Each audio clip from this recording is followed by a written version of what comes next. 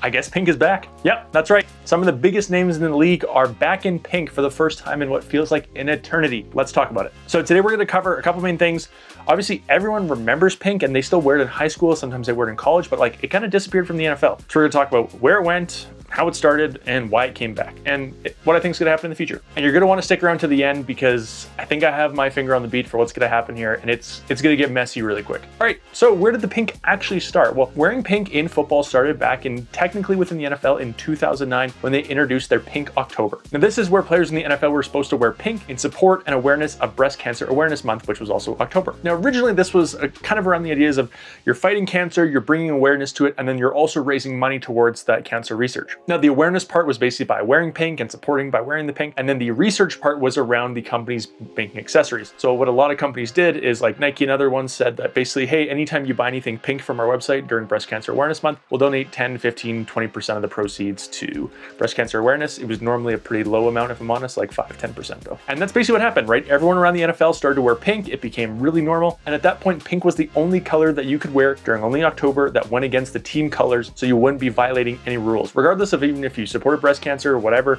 There was no like rules to get into it. You could just wear pink and basically you wouldn't get fined. And it basically sat that way for like 10 years. Now, this isn't the only guy to give credit for this, but I vividly remember this as a turning point around when this movement started to shift, not directly related to him, but I'm just saying this is crucial core memory in my head around when these things started to change. And that is going to be Brandon Marshall. Now, back in 2013, during Pink October, Brandon Marshall came out and said I'm wearing pink in a pair of lime green cleats. And instantly he got fined because it wasn't pink and it wasn't a team color. Well, he came out and said that essentially he was supporting his own causes instead, which was going to be mental health awareness. And he basically matched the amount of his fine and donated it to his own mental health awareness foundation. Now, again, it's not the exact reason, but the point of what he was saying was everyone has their own causes and issues and struggles in their life, and we should be allowed to support whatever we want and not just be put into a box of just breast cancer, not even all cancer, but just breast cancer. And a lot of people agreed with him. Now, after that moment, two things changed. So in 2016, they came out with My Cause, My Cleats, which is for a specific week during the year. Certain NFL teams were allowed to wear My Cause, My Cleats, which were basically any color, any design, anything you wanted. And that was your way of promoting whatever your cause was. Any foundation, any boys and girls club, any cancer thing, anything with pets, shelters, whatever you wanted, you could put on your cleats. And basically the way they did that was they would do like 5 teams a week were allowed to wear My Cause, My Cleats. And that way over a course of an entire month, everyone kind of got staggered amount of wearing their own unique stuff. But every team only got to do it once. And then the following year after that, in 2017, they ditched Pink October and came out with NFL Crucial Catch Intercept Cancer. And that was basically their way of saying, okay, we're not just going to support breast cancer anymore. We're going to support awareness of all cancers. And at that point, they changed it from just being all pink branding, and they changed it to essentially like a multicolor to show it's not just cancer, it's all these different ones. So if you see anything Crucial Catch today, like the sweaters they're going to be wearing this month, that's why they're all these different multicolors and it's not just pink anymore. Now, I have nothing wrong with that, right? Crucial Catch was a good thing, catch all cancers. And there's been a ton of stories since then about all the people that it helped, but it kind of killed one thing,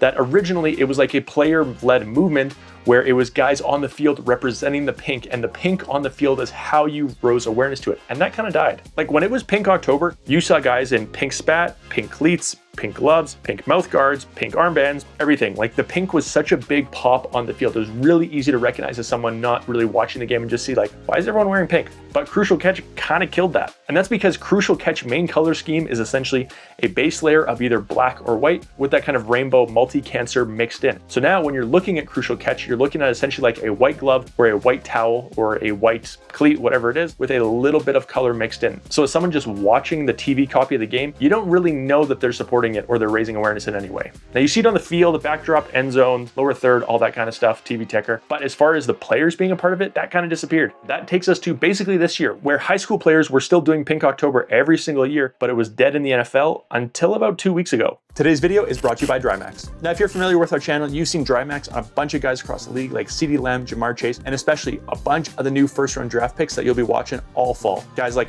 Jackson Dart, Ashton Genty, Will Campbell, you name it, they're in Drymax. Here's how it works. Drymax has a hydrophobic layer on the inside that rests against your chin and is enhanced by Cupron copper. It releases millions of ions, which helps improve your skin's health and appearance. Worn regularly next to your skin, the Cupron copper has been proven to improve your skin's elasticity, softness, appearance, tone, and texture. The other important thing is the hydrophobic fibers mixed into the fabric, which pulls all the moisture away from your skin. This is why their socks and chin savers are so popular, because it keeps it dry and odor-free. Right now, they have two different styles of the chin savers. They have their traditional tube version here, which they've now added these tabs to give you full coverage around the chin strap. And they have their easy on and off version here with Velcro, makes it easy to take it off and wash it regularly. Outside of that, they also come in a bunch of different colorways now, including blue, red, white, black, but white is my favorite by far. Now, honestly, outside of that, my favorite product they make is their socks. I wear their socks every day, whether it's at the gym, when I'm coaching, when I'm playing in my soccer league, or just walking around. Their socks are super comfortable and worn by most of the guys in the NFL for this exact same reason. Personally, I prefer their quarter crew, but they have different lengths from short ones all the way up to full length ones. Just depends on what you're doing and what you like. If you want to learn more about DryMax socks and chin savers, visit the link in the description down below to DryMax's website. Let's get back to the video. Now, it's pretty simple to see a trend in the NFL and kind of watch it grow and take off pretty quick.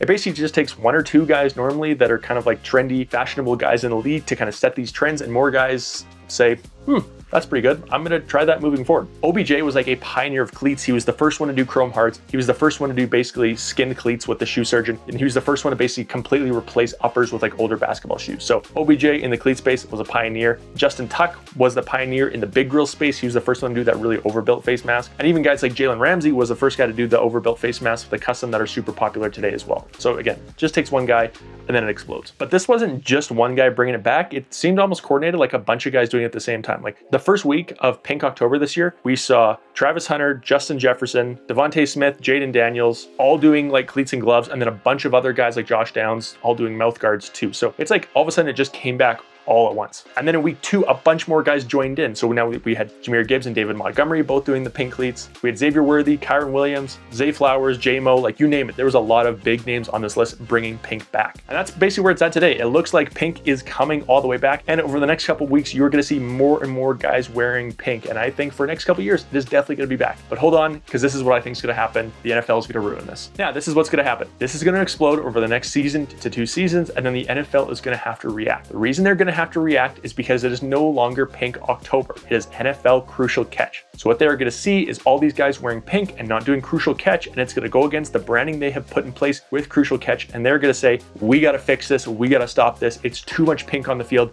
It's not representing the actual thing the NFL is trying to promote, and they will ruin it. Now, from the player's perspective, it makes sense. They're basically saying, hey, you're telling us that we can support any cancer with Crucial Catch, but we're only allowed to wear pink. I can't, you're putting lime green on my shirt, you're putting baby blue, you're putting all these colors, but I can't do lime green cleats or baby blue gloves because that's the cancer I'm supporting. I have to do pink. I guess I'll just wear pink. So in reaction to that, the NFL is going to say, okay, well, now I guess you can wear any color to support any cancer, right? That could be a route they go. But we know the NFL, because if they give the players the option to wear any color of cleat or any color of gloves, even players not supporting that cancer or that cause are going to take advantage of it as a reason to do their own thing. It's how it always happened. And because of this, the NFL is going to have to step in and say, okay, if we have an entire month of everyone in the NFL wearing any color of anything they want, regardless of if there's actually validity to them supporting a cancer, it's going against the shield, it's going against the brand, we got to make a fix. So here's what I think is going to happen. I think Pink October is going to get completely destroyed. And I think NFL Crucial Catch is going to get merged into a similar model as My Cause, My Cleats. Jot me down for a couple years. What is going to happen is throughout Crucial Catch, every week,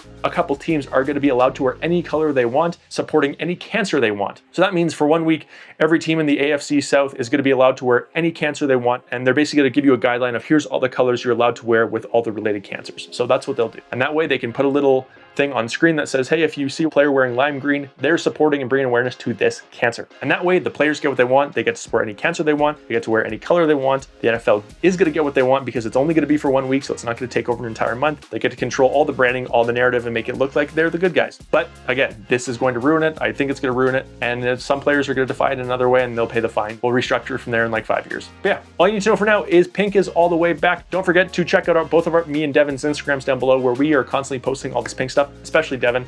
So follow him, stay up to date. I'll see you next time.